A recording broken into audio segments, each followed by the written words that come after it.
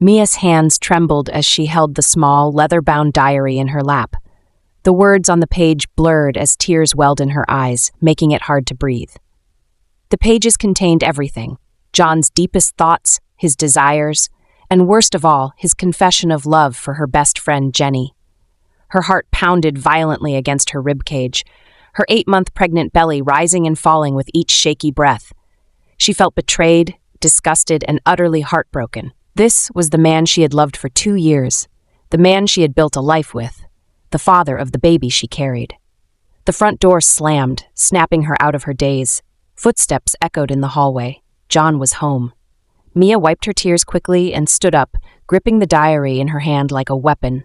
She turned to face the door just as John walked in, loosening his tie. His expression shifted the moment he saw her face. "You're home early," he said cautiously. Mia didn't waste time. She threw the diary at him, her voice shaking with rage. "You lying bastard," she screamed. "How long, John? How long have you been in love with Jenny?"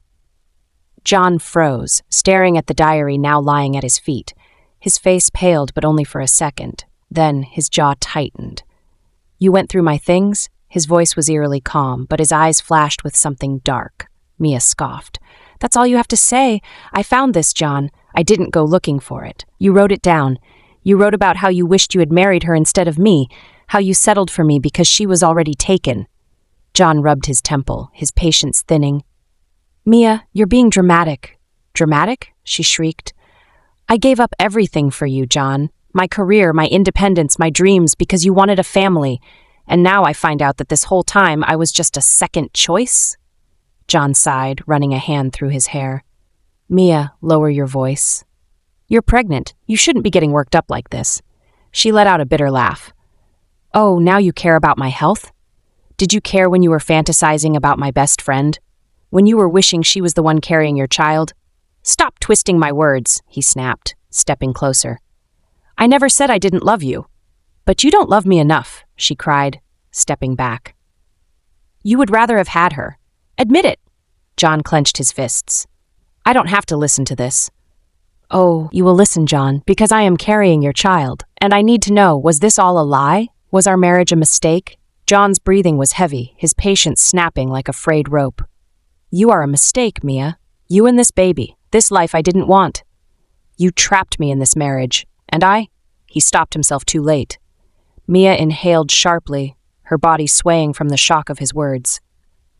Her hands went instinctively to her belly. John's face showed immediate regret, but Mia shook her head, taking a step back. You never wanted this baby," she whispered.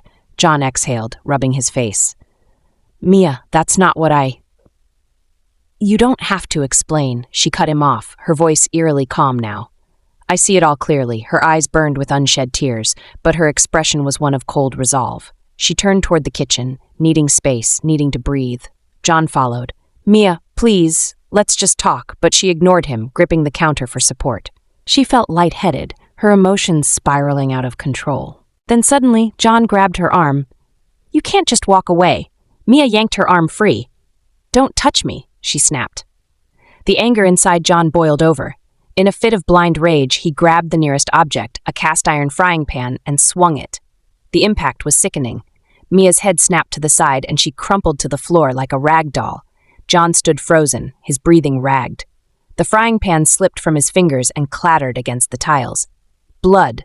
A thin trickle of blood ran from Mia's temple, her body still, her belly rising and falling in slow, shallow breaths. "Oh God," John whispered, stepping back. His hands shook as the reality of what he had done sank in. He knelt beside her, his hands hovering over her body, afraid to touch her. "Mia? Mia, wake up." No response. His mind spiraled. What had he done? He didn't mean to hit her so hard. He didn't mean to. A cold dread settled in his chest. If she was dead, then what would happen to him? Panic set in. He had to get rid of her body before anyone found out. His movements became robotic. He picked up her limp body, ignoring the guilt gnawing at his insides. His backyard was secluded, hidden by tall fences and overgrown trees. It was the perfect place. With his hands covered in dirt and sweat dripping down his forehead, John dug a shallow grave under the cover of night. He worked quickly, his heart pounding in his chest, throwing anxious glances at the dark windows of the house. Finally, he placed Mia's body in the grave, staring at her lifeless form one last time. Then, with a deep breath, he shoveled dirt over her. When the last bit of earth covered her face, he collapsed to his knees, breathing heavily. His hands were filthy, his nails caked with soil. He had done it. Mia was gone. He would be free. But unknown to John, he wasn't alone that night. In the shadows near the garden, behind the small security house, their gateman, Musa, had seen everything. Musa had worked for the family for 3 years. He had seen their fights, heard their screams, but never had he imagined John was capable of this. His old heart pounded as he watched his boss cover his own wife in dirt like an animal. As soon as John stumbled back into the house, Musa waited, making sure the coast was clear. Then, with careful steps, he approached the grave. He grabbed his small shovel and began to dig. His hands worked faster when he saw a piece of Mia's dress beneath the soil. And then he saw movement. Mia coughed violently as her face emerged from the dirt, her lungs gasping for air. Her eyes were wild with terror as she sucked in breath after breath, her body trembling. Musa's heart broke for her. He gently wiped her face with his sleeve. "Madam, you are safe," he whispered. Mia's lips trembled. "Musa." He placed a firm hand on her shoulder. "No talk now, madam. We must go." Using all his strength, he pulled her from the grave, his old arms cradling her shaking body. He carried her toward the security house, his mind already racing with a plan, because John thought she was dead. But Mia was very much alive. And this wasn't the end. It was just the beginning. Musa's old motorcycle groaned under the weight of 2 people as it sped through the silent streets. The cool night air did little to calm Mia's racing heart. Her body was weak, her mind disoriented, but one thought kept her awake. John buried me alive. The reality of it was suffocating. Her own husband, the man she had loved, trusted, carried a child for, had left her for dead in a shallow grave. She clung weakly to Musa's back as they rode further from the city. The bright streetlights faded behind them, replaced by dimly lit roads and scattered houses. It wasn't until they reached the outskirts of town that Musa finally slowed down, pulling up to a small compound surrounded by short, crumbling walls. The house was modest, made of cement bricks with a tin roof, a stark contrast to the luxurious home she had shared with John. The scent of firewood lingered in the air, and faint candlelight flickered from a window. Musa parked the bike and quickly dismounted. "Madam, we are here," he said gently. Mia barely had the strength to move. Every part of her ached, and exhaustion threatened to pull her under. But with Musa's help, she managed to get off the bike, her swollen belly making even the smallest movement difficult. The wooden door creaked open before they reached it, and a woman stepped out, holding a small lantern. Amina. Her dark eyes widened in shock as she took in the sight before her. Mia's dirt-covered body, her swollen stomach, the blood dried at the side of her temple. She gasped. "Subhanallah! Musa, what happened?" Musa didn't answer immediately. Instead, he guided Mia inside, helping her sit on the small woven mat in the corner of the room. Amina rushed to fetch water, placing the lantern on the wooden table before kneeling beside Mia. She gently touched her face, concern etched in every wrinkle on her forehead. "Musa, talk," she demanded, her voice thick with worry. Musa exhaled deeply, rubbing his face. He looked at his wife, the woman who had stood by his side through years of hardship, and knew she deserved the truth. He sat down beside her, lowering his voice. "Amina, what I tell you now, you must never speak of it to anyone." Amina's heart pounded. She had never seen Musa this serious. She nodded. "I swear." Musa glanced at Mia, who sat silently, her arms wrapped protectively around her belly, eyes staring at the floor. "John tried to kill her," he finally said. "He buried her alive in the backyard." Amina covered her mouth in horror. "Ya Allah!" "I saw him," Musa continued. "After he went inside, I dug her up." He looked at Mia again, his voice softer now.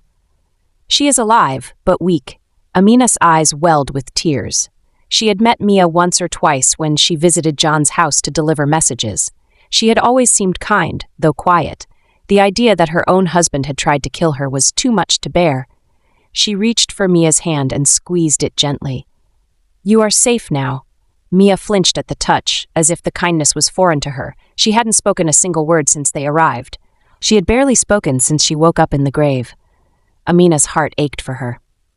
"Let me clean you up, okay?" she said softly. Mia nodded, her movements sluggish. Amina fetched warm water and a soft cloth, carefully wiping away the dirt from her face and arms. She gently cleaned the wound on her temple, dabbing it with herbal ointment. "You are very lucky," Amina murmured as she worked. "God has given you another chance." Mia's lips trembled, and for the first time, she spoke. Her voice was hoarse, barely above a whisper. "But what now?" Musa and Amina exchanged a look. "We will think of something," Musa said. Mia stared down at her hands, guilt and fear warring inside her. "My family.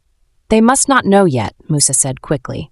"If John finds out you are alive, he will come after you." Mia shivered at the thought. He would. She had no doubt about that. But she hesitated. "What will he tell them?" Musa sighed and stood up. "I must go back before he suspects anything. He must believe you are truly gone." Amina frowned. "Musa, be careful." He nodded and kissed her forehead before grabbing his jacket and heading out into the night. By morning, John sat in the living room, staring at the spot where Mia had collapsed just hours ago.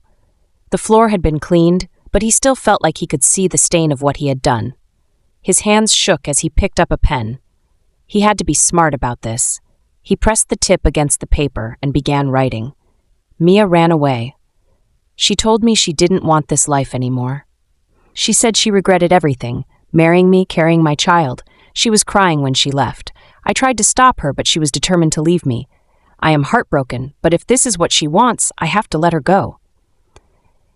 He signed his name at the bottom, staring at the words. Yes, that was the story. By the time he reported Mia missing, the note was already placed on their bed. The town whispered about it for days, people shaking their heads in pity. "Poor John," they murmured. "She just abandoned him like that." John played the grieving husband well, heartbroken, confused, desperate to find his wife. But Mia's family wasn't convinced. Her mother, Patricia, stormed into the house the moment she heard the news, her eyes blazing. "Where is my daughter?" she demanded. John sighed, pinching the bridge of his nose. "I told you, Patricia. She left." Patricia's husband, Greg, stepped forward, his expression hard. "That doesn't sound like Mia. She would never leave without telling us." John exhaled, shaking his head. "I wish I could explain it, but we fought that night. She told me she was unhappy and didn't want this life anymore." Patricia's voice cracked. "And the baby." John lowered his gaze. "She said she didn't want it either." Patricia clutched her chest, a sob escaping her lips. Greg's jaw clenched. "You're lying." John looked at him sharply. "Excuse me?" Greg stepped closer, his eyes burning with suspicion. "We know about your fights. We know she wasn't happy. You think we didn't notice the bruises? The way she flinched when you raised your voice?" John scoffed. "So now you're accusing me of what? Hurting her?" Greg stared at him. "I don't know, but I will find my daughter." John forced a deep sigh. "I hope you do. I miss her too." Patricia broke down, her sobs filling the room as Greg led her away. John sat down heavily on the couch, running a hand through his hair. For now, the town believed him. But Mia's family, they weren't giving up. And if Mia was out there somewhere, he had to find her first. John sat on the porch, sipping his evening coffee as the cool breeze swept through the backyard. His eyes flickered toward the spot behind the mango tree, the exact place where he had buried Mia. His heart pounded, but the sight of the undisturbed soil eased his nerves. It had been weeks, no, months since that night, and yet he still found himself checking the grave every few days. At first he did it in fear, his mind clouded with paranoia that somehow someone would find out, but nothing ever changed. The ground remained still. Mia remained buried. With that certainty, he allowed himself to move on. And moving on meant Jenny. At first, Jenny had resisted him. She had known about Mia's disappearance, had even cried over it. The guilt in her heart wouldn't let her entertain John's advances. "John, I can't," she had whispered one evening when he invited her to dinner. "Why not?" He reached for her hand across the table, but she pulled away. "It's only been a year. Your wife is still missing. She's gone, Jenny," he said softly, his eyes filled with practiced sadness. "She left me. I was devastated, but I can't keep living in the past. I need to move forward." Jenny looked away, conflicted. "But with me?" she asked. "She was my best friend, John. She abandoned both of us," he reminded her. She left without a word. No explanation, no goodbye. He sighed. "Maybe she never truly loved me." Jenny bit her lip. "Still, it feels wrong." John reached into his pocket and pulled out a small velvet box. Jenny's breath hitched as he opened it, revealing a delicate gold bracelet. "You deserve happiness, Jenny," he said, taking her hand. "Let me give it to you." She hesitated, but eventually she let him place the bracelet on her wrist.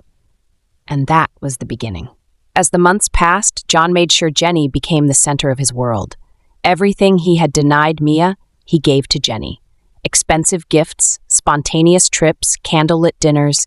He showered her with love and attention, making her feel like the most important person in his life. For the first time in a long while, Jenny felt cherished, but guilt still lingered in her heart. "Do you ever think about her?" she asked one night as they lay in bed. John turned to face her, brushing a strand of hair from her face. "Mia?" Jenny nodded. John sighed, stroking her arm. "Of course I do. I spent years of my life with her, but she chose to leave, Jenny. And I choose to live." Jenny swallowed hard. "And if she ever came back?" He chuckled. "She won't." His certainty sent a chill down her spine, but she didn't press further. Instead, she let herself sink into the warmth of his arms, trying to ignore the nagging voice in her head. Not everyone was fooled.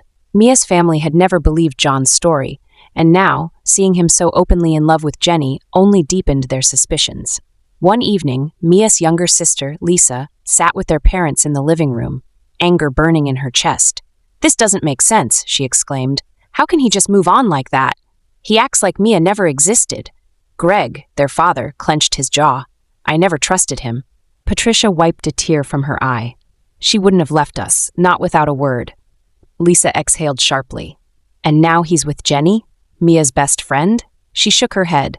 "It's like he wanted Mia gone all along." Greg nodded. "Something isn't right, and I won't rest until we find out the truth."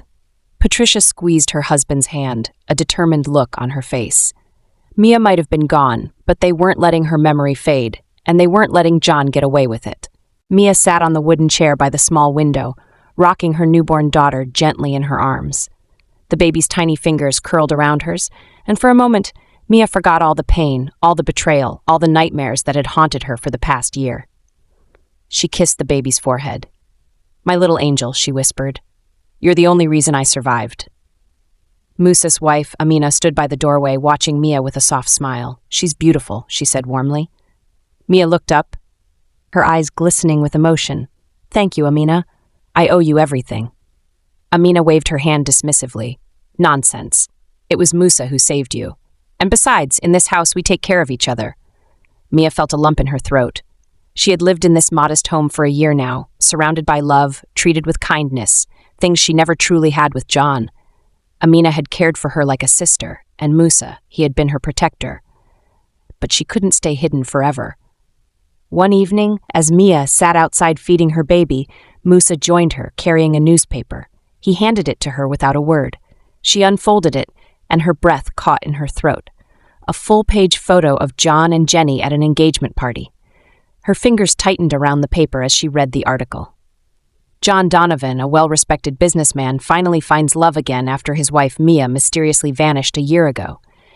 He and his fiancée, Jenny Monroe, are set to wed in a private ceremony next month. Mia's chest rose and fell rapidly.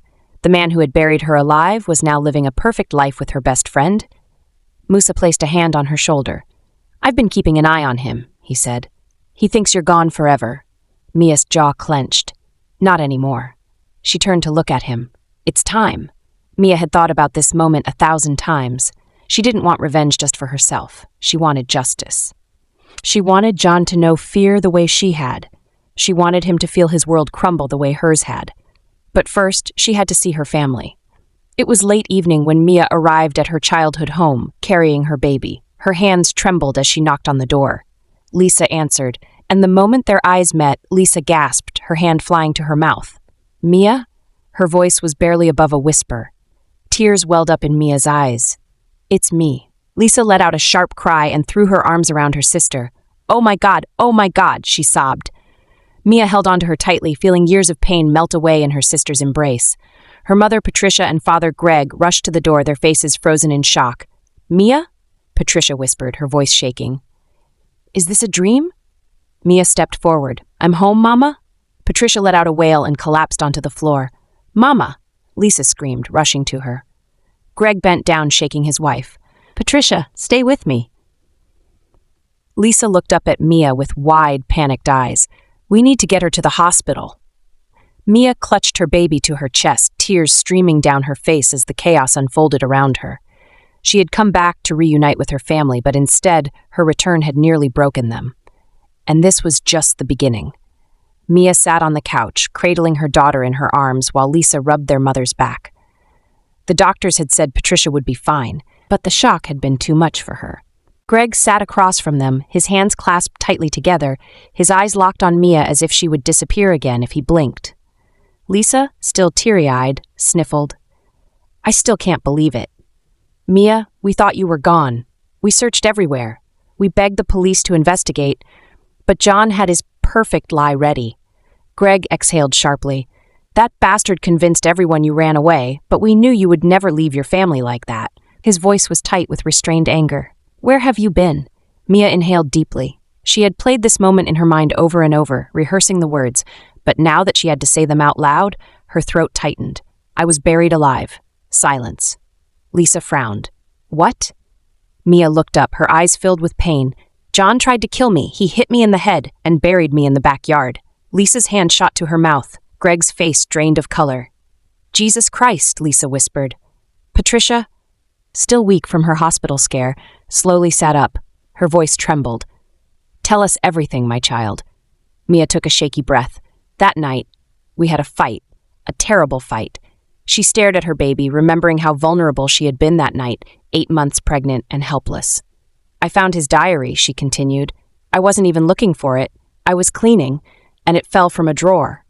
I read it, and that's how I found out he was in love with Jenny. Lisa let out a bitter laugh. That snake. She stood beside me and cried when you went missing. And all this time she was sleeping with your husband?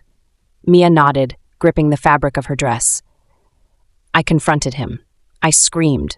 I asked him how he could do this to me, to our baby. He didn't even try to deny it. He told me I was the problem, that he never loved me the way he loved her. Greg slammed his fist on the table. That son of a... Patricia put a hand on his, tears streaming down her face. Go on, Mia. Mia's voice wavered. I slapped him. I was so angry, so betrayed. I told him he was a monster, and that's when he lost it. She shuddered at the memory, her hand subconsciously going to her head. He grabbed a frying pan from the counter and hit me.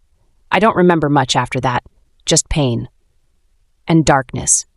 Lisa was openly crying now. Oh my God, Mia. Mia continued, her voice barely above a whisper. When I woke up, I couldn't move. I was underground, dirt in my mouth, my chest burning. I thought I was dead. I thought my baby was gone. Patricia clutched her chest, sobbing silently. But then, Musa saved me. He saw everything. After John left thinking I was dead, Musa dug me out and took me to his home. Amina cared for me, fed me, kept me safe. I gave birth in their house. Lisa wiped her tears and looked at her baby niece. And she's healthy? She's okay?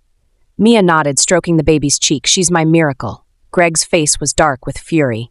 That bastard has been walking around freely, living his life with Jenny while you were suffering? Mia's jaw tightened. Not for long.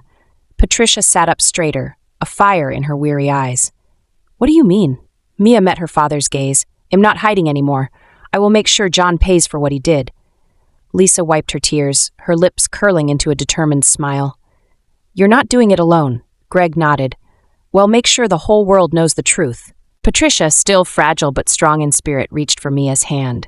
Justice will be served, my child, and we will stand by you every step of the way. Mia exhaled deeply. For the first time in a long time, she felt powerful. John had taken everything from her. Now it was time to take everything from him.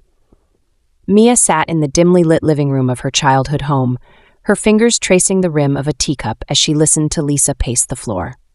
Her sister had always been the more impulsive one, and tonight was no different. This is perfect, Lisa said, grinning mischievously. Well, haunt him, drive him insane, make him confess on his own. Greg leaned back in his chair, arms crossed. It's risky. If he realizes you're alive, he might try to silence you for good this time. Mia shook her head. That's why we have to be smart about it. John's biggest weakness is his guilt. He thinks I'm dead. If he starts seeing me, hearing me, it'll break him. Lisa clapped her hands. Exactly. He won't be able to sleep, won't be able to think straight. His mind will crumble under the weight of his own sins. Patricia, still recovering but alert, sighed.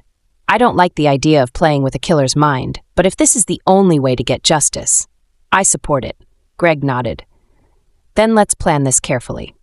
Mia, you need to stay hidden from the public. Well, control when and where you appear. Lisa's eyes twinkled with excitement. Leave that part to me. Well, start small. Shadows, whispers, glimpses of you in places where he least expects it. Mia exhaled slowly. Let's do it. John Donovan sat in his luxurious living room, sipping a glass of whiskey. It had been a long day at work, but he was finally home, in his beautifully furnished house where Jenny was in the kitchen humming softly. Life was perfect. Then something flickered in the corner of his eye, a shadow. He turned sharply. Nothing. He sighed, rubbing his temple. He had been feeling restless lately. Maybe it was stress. Maybe he just needed sleep. John? Jenny called. Dinner's ready. He exhaled and got up. Coming. Love. As he stepped into the dining area, he froze. There, for the briefest second, reflected in the window, Mia. His breath hitched. He spun around, but there was no one there. Jenny frowned. What's wrong? John swallowed. Nothing. Just thought I saw something. Jenny shrugged. You've been working too hard. John chuckled nervously. Yeah, maybe. But his heart pounded. Maybe it was his imagination. Or maybe Mia wasn't done with him yet. The next day, John was at his office, flipping through documents when his phone buzzed. Unknown number. Why did you do it, John? His blood ran cold. He stared at the message. No name, no context. John, who is this? 3 dots appeared. Unknown number. Did you think burying me would make me disappear? The phone slipped from his fingers. His breath came in short, uneven gasps. His hands were clammy. No, this wasn't happening. His office door swung open and his assistant peered in. Sir, are you okay? John wiped his face quickly. Yes, I'm fine, but he wasn't fine. He was seeing things, hearing things. Mia was dead, wasn't she? At midnight, John woke up drenched in sweat. Something had stirred him from his sleep. A voice, a whisper. John. His head snapped toward the window. There, standing in the moonlight, Mia. Her long flowing nightgown, her pale face, her hollow eyes locked onto him. His throat dried up. No, you're dead. I buried you. Mia tilted her head, a ghostly smile on her lips. Are you sure? John screamed. Jenny bolted upright. John, what's wrong? He turned to her, eyes wild. Did you see her? Mia. She was right there. Jenny stared at him, confused and concerned. John, Mia is dead. His hands shook. No, I saw her. Jenny grabbed his face. You're not well, John. He pushed her away, stumbling out of bed. His heart raced. His head throbbed. Was he losing his mind? Or had Mia really come back? One thing was certain. This was only the beginning. John was unraveling. His once perfect life with Jenny had turned into a waking nightmare. He barely slept. He barely ate. Every time he closed his eyes, he saw Mia. Every time he turned a corner, he felt her presence. And the worst part? No one else saw her. Jenny had started watching him with worry. His colleagues whispered about his distracted behavior. Even the maid had noticed how he jumped at every sound. But how could he explain? How could he tell them that his dead wife was haunting him? Because Mia was dead, wasn't she? John forced himself to go outside, to act normal. He took Jenny shopping, hoping that being in a public space would clear his mind. It didn't. As they strolled through the supermarket, picking out groceries, John suddenly felt the hairs on his neck stand up. Slowly, he turned his head, and there she was, Mia, standing at the end of the aisle, wearing the same dress she had worn the night she died. His breath hitched. Her lips moved, but no sound came out. Why did you do it? John staggered backward, knocking over a stack of canned goods. Jenny rushed to his side. John, what is wrong with you? John's wide eyes darted back to where Mia had stood. But she was gone. Jenny shook him. John! He was trembling. I need air. He stormed out of the store, gasping for breath. He was losing his mind. But Mia wasn't done yet. That night, John lay in bed, staring at the ceiling, afraid to sleep. Jenny had dozed off beside him, but he remained awake, his mind restless. Then his phone buzzed. His heart nearly stopped. Unknown number. You can't escape me. John sat up, his breath coming in short gasps. John, who are you? 3 dots appeared. Unknown number. Your wife. John's hands shook as he threw the phone across the room. Jenny stirred. John, what's going on? He didn't answer. He couldn't. Instead, he walked to the bathroom, turned on the sink, and splashed water on his face. When he looked up at the mirror, his heart stopped. Mia was behind him. Confess, John. He spun around. Nothing. His knees buckled. He grabbed the sink for support. Jenny knocked on the door. John? You're scaring me. John gasped for air. I'm fine, but he wasn't. Because now, He wasn't sure if Mia was just in his mind or if she was truly back. Desperate for relief, John did something reckless. At exactly 3 a.m., he drove to the backyard with a shovel. If Mia was haunting him, there was only one way to silence her. He had to make sure she was still in that grave. His hands trembled as he dug. The damp soil clung to his skin. His breath came in short, panicked gasps. Faster. He had to dig faster. Finally, he hit the spot. He hesitated. And then he reached down. His fingers touched fabric. A dress. Mia's dress. He exhaled shakily. She's still here. She's still here. Then something grabbed his wrist. A cold, rotting hand shot out of the dirt and clamped around him. John let out a scream so loud it echoed through the night. He stumbled back, tripping over the shovel, his heart nearly giving out. The hand disappeared. The grave was untouched. John scrambled to his feet, eyes wide with terror. He grabbed his shovel and ran back inside, slamming the door shut. He was losing his mind. But deep down, a terrifying thought clawed at his brain. What if Mia really wasn't dead? And what if she was coming for him? John was unraveling at a terrifying pace. He barely slept. He barely ate. His once sharp mind had become a mess of paranoia and terror.